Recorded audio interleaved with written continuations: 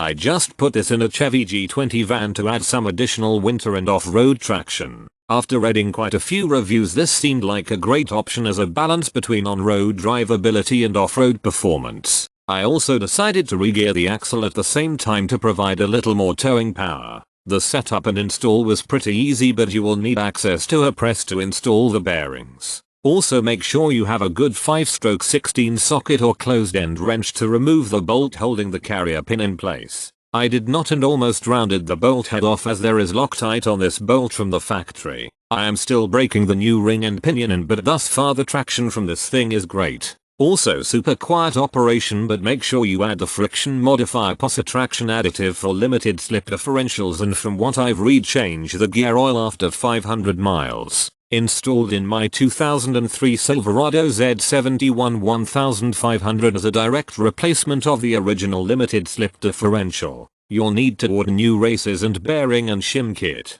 And the Yukon friction modifier, I did my own install. It is simple but has to be right, so study up if you're doing it yourself. My factory shims were too tight, so I had to use shims from the kit to get my backlash adjusted correct. I've had it installed and in use for a week now and I am happy with it. Truck is running great, feels solid and no more clunk when I put it in gear. I'll change the gear oil at 500 miles. Time will tell now. Update. Several thousand miles on the rear end now and has been solid. I changed the gear oil at 500 mile break in and will change every 20k miles now. Running great.